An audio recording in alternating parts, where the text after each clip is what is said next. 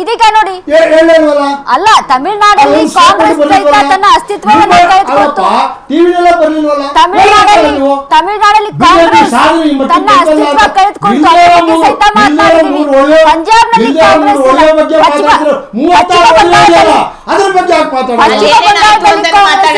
ಅದ್ರ ಬಗ್ಗೆ ಮಾತಾಡ್ತಾ ಇದೀವಿ. ಬಿಜೆಪಿ ಎಲ್ಲಿಲ್ಲ ಅದನ್ನ ಹೇಳ್ತಾ ಇದ್ದೀವಿ.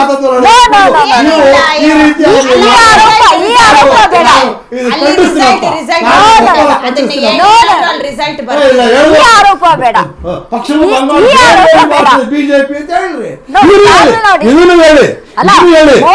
ಮೋದಿ ಈಗಾಗಲೇ ಟ್ವೀಟ್ ಮಾಡಿದ್ದಾರೆ.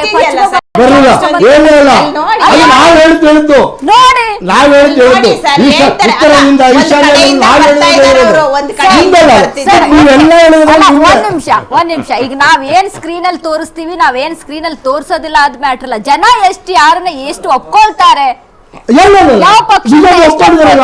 ವೆಸ್ಟ್ ಬೆಂಗಾಲ್ 294 ಸೀಟ್ ಇರತಕ್ಕಂಥದ್ದು ಅಲ್ಲ. ಅಂದ ಮಾರ್ತಕ್ಕೆ ಜನಗಳ ಅಭಿಪ್ರಾಯ ಚೇಂಜ್ ಮಾಡ್ತಾ ಇದ್ದೀರಾ? ಫಿಕ್ಸ್ ಮಾಡ್ತಾ ಇದ್ದೀರಾ? Is unfair. Not unfair. ಏನಾಗ್ತಿದೆ ಇದೀಗ ಪಶ್ಚಿಮ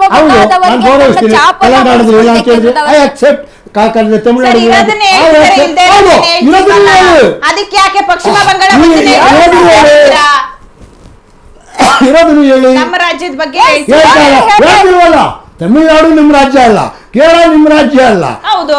ಆದ್ರೆ ತೆಲಂಗಾಣ ಪಶ್ಚಿಮ ಬಂಗಾಳದ ಜಯಬೇರಿ ಬಾರಿಸಿದ್ರು ಒಳ್ಳೆ ನುಡಿ ಹೇಳ್ತಾ ಇಲ್ವಲ್ಲ. ನಿಮ್ಗೆ ಎಂತ ಪಕ್ಷಪಾತ ತೋರೋಣ, ಇದು ಆಗ್ಬೇಡಿ. ಎಲ್ಲದ್ರ ಬಗ್ಗೆ ನಾವ್ ಹೇಳ್ತಾ ಇದೀವಿ, ನಿಮಗೆ ಕೇಳಿಸ್ಕೊಳ್ಳೋದು ನಾವು ಮಾತಾಡ್ತಿದೀವಿ, ಅದ್ರ ಬಗ್ಗೆನೇ ಹೇಳ್ತಾ ಇದೀವಿ. ಎಸ್ ಸರ್, ಇದೀಗ ಪಶ್ಚಿಮ ಬಂಗಾಳದ ಬಗ್ಗೆ ಮಾತನಾಡ್ತಾ ಇದ್ವಿ. ಓಕೆ, ಪಶ್ಚಿಮ ಬಂಗಾಳದಲ್ಲಿ ಈ ಬಾರಿನೂ ಏನಾದ್ರೂ ದೀದಿ ಏನಾದ್ರೂ ಆರಿಸ್ಕೊಂಡು ಒಂದ್ ಸಿಎಂ ಆಗ್ಬಿಟ್ಟಿದ್ರೆ ಒಂದು ದಾಖಲೆ ದೀದಿದು. ಬಟ್ ಅದನ್ನ ದೀದಿಯನ್ನ ಅಷ್ಟು ಈಸಿಯಾಗಿ ಸೋಲಿಸುವಂತದ್ದು ಯಾಕಂದ್ರೆ ಈಸಿ ಆದಂತ ಕೆಲಸ ಅಲ್ಲ. ಯಾಕಂದ್ರೆ ಬಿಜೆಪಿ ಯಾವ ರೀತಿಯಾಗಿ ಸತತ ಪ್ರಯತ್ನವನ್ನ ಮಾಡಿದೆ ಅಂತ ಎಲ್ರಿಗೂ ಕೂಡ ಗೊತ್ತು. ಯಾಕಂದ್ರೆ ಈಗ ನೋಡಿ, ನಿಧಿ ಮೇಲೆ ಒಂದ್ ರೀತಿಯಾಗಿ ಯಾವುದೇ ರೀತಿಯಾದ ಭ್ರಷ್ಟಾಚಾರ ಆರೋಪ ಇಲ್ಲ, ಅವರ ಸಿಂಪ್ಲಿಸಿಟಿಯಲ್ಲಿ ವರ್ಕೌಟ್ ಆಗ್ತಾ ಇತ್ತು. ಆ ಒಂದು ಕೋಟೆಯನ್ನ ಛಿದ್ರ ಮಾಡಿದೆ ಬಿಜೆಪಿ, ಅದನ್ನ ನಾವು ಒಪ್ಕೊಳ್ತೀವಿ, ಅದು ಗ್ರೇಟ್. ಬಟ್ ಅದ್ರ ಜೊತೆಗೆ ಸ್ಥಳೀಯವಾಗಿ ಎಡವಿದೆ ಅಲ್ಲ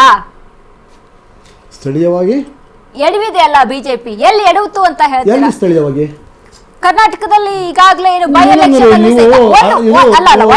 ಎಡುತ್ತಲ್ಲ ಅಂತಂದ್ರೆ ನಾವು ನಮ್ದು ಅಲ್ವೇ ಎಲ್ಲ ಸೀಟು ಫೈಟ್ ಮಾಡಿದ್ದೀವಿ.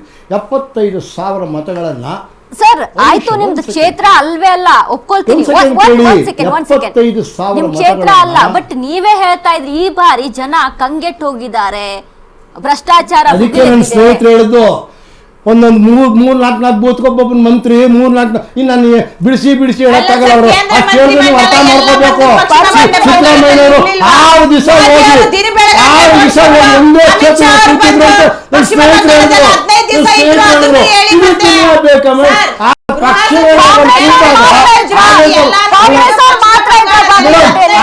ಪಕ್ಷವೇ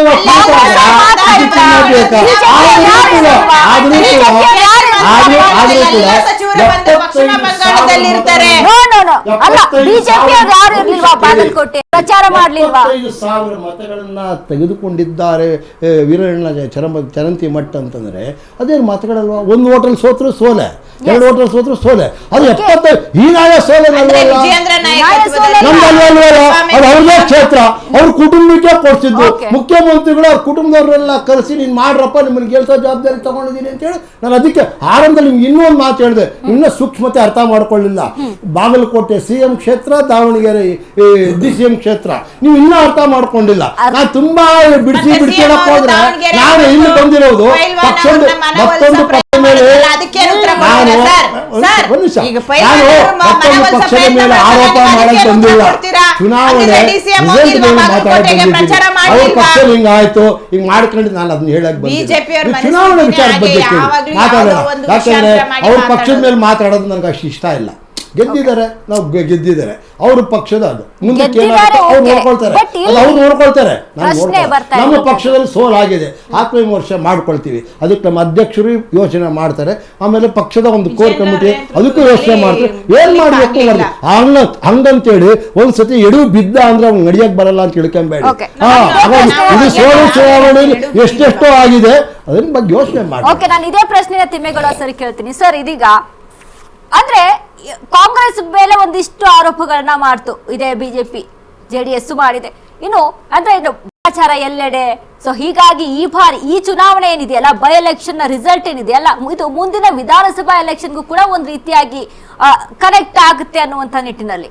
ಬಟ್ ಹೇಳ್ತಾ ಬಂದಂತಹ ಬಿಜೆಪಿ ಮತ್ತು ಜೆಡಿಎಸ್ ಈಗ ಆಯ್ತು ಗೆಲುವಾಗಿದೆ, ಕಂಗ್ರಾಚುಲೇಷನ್ಸ್ ಅಂದ್ಬಿಟ್ರೆ ಆಯ್ತಾ? ನೋಡಿ, ಕಾಂಗ್ರೆಸ್ ಗೆಲ್ಲಬೇಕಂತಂದ್ರೆ ಇಗ್ಬೇಕಾಗಿ ಸಂತೋಷ ಪಡೋದಕ್ಕೆ ಅವಕಾಶನೇ ಇಲ್ಲ. ಕರ್ನಾಟಕದಲ್ಲಿ 2 ಸೀಟ್ ಗೆದ್ದಿರ್ಬೋದು, ಆದ್ರೆ ಬೇರೆ 5 ರಾಜ್ಯಗಳ ಪರಿಸ್ಥಿತಿ ಏನಂತ ನೋಡಿ. ಒಂದು ಕೇರಳ ಆಪ್ಷನ್ ಇಲ್ಲ, ಅದು ಬಂದಿರೋದು ಅಷ್ಟೇ. ಅಲ್ಲಿ ಕೇರಳದಲ್ಲಿ ಬೇರೆ ಆಪ್ಷನ್ನೇ ಇಲ್ಲ, ಅದಕ್ಕೋಸ್ಕರ ಬಂದಿರೋದಲ್ಲಿ. ಅಲ್ಲಿ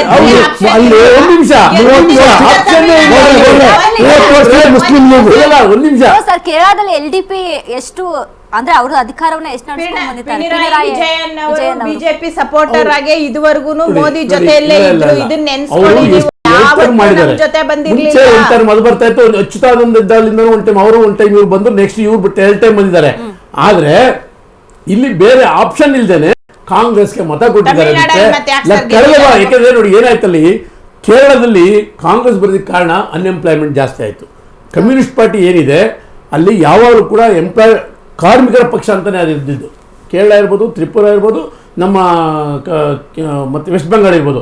ಆದರೆ ಅಲ್ಲಿ ಕಾರ್ಮಿಕರ ಪಕ್ಷ ಅಂತ ಹೇಳ್ಕೊಂಡು ಬಂದಂಥ ಪಕ್ಷ ತದನಂತರ ತುಂಬ ಬದಲಾದ ರೀತಿ ಆಗೋಯ್ತು. ಅಲ್ಲಿ ಇವತ್ತು ಅಮ್ಮನೆ ನೋಡಿ, ನಿನ್ನೆ ಕೂಡ ನಾನು ಡ್ರೈವರ್ನೊಬ್ಬರು ಕೇಳ್ತಾ ಇದ್ದೆ, ನಿನ್ನೆ ಕೂಡ ಮೇಡಮ್ ಕೇರಳದಲ್ಲಿ ವಿರೋಧ ಪಕ್ಷದ ನಾಯಕರಾಗಿ ಬಹಳ ಒಳ್ಳೆ ಕೆಲಸಗಳು ಅವರು ಮಾಡಿದಂತಹ ಅನ್ಎಂಪ್ಲಾಯ್ಮೆಂಟ್ ಪ್ರಾಬ್ಲಮ್ ಜಾಸ್ತಿ ಆಗಿದೆ. ನಿನ್ನೆ ನಾನು ಕಾರಲ್ಲಿ ಊಬರ್ ಹೋಗ್ಬೇಕಾದಾಗ ಒಬ್ಬ ಡ್ರೈವರ್ ಕೇಳಿದೆ, ಅವ್ನು ಕೇರಳ ಬಂದು ಇಲ್ಲೇ ಇದ್ದಾನೆ, ಓಟ್ ಹಾಕಕ್ಕೆ ಹೋಗಿದ್ದೆ ಅಂದ್ರೆ, ಇಲ್ಲ ಸರ್ ಓಟ್ ಹಾಕೋಲ್ಲ, ತಪ್ಪಲ್ಲೇನಪ್ಪ ಹೋಗ್ಬೇಕಾಯ್ತಂದೆ. ಯಾವ ಪಕ್ಷ ಬರ್ತಪ್ಪ ಅಂದೆ, ಇಲ್ಲ ಸರ್ ಈ ಸರಿ ಈ ಪಾರ್ಟಿ ಹೋಗುತ್ತೆ, ನಾನು ಕೂಡ ಚೇಂಜಸ್ ಬದಲಾಗುತ್ತೆ ಅಂತ ಹೇಳಿ. ಯಾಕೆ ಬೇರೆ ಆಪ್ಷನ್ ಇದೆ ಸರ್ ಅಂತ ಹೇಳ್ದ. ನೀನು ಎಜುಕೇಟೆಡ್ ಅವನು ಹೇಳ್ದ. ಅಂದಾಗಿ ನಾನು ಜನರಲ್ ಆಗಿ ಹೇಳಿದ್ರೆ ಅಲ್ಲಿ ಒಂದಾಯ್ತಾ ಮೇಡಮ್.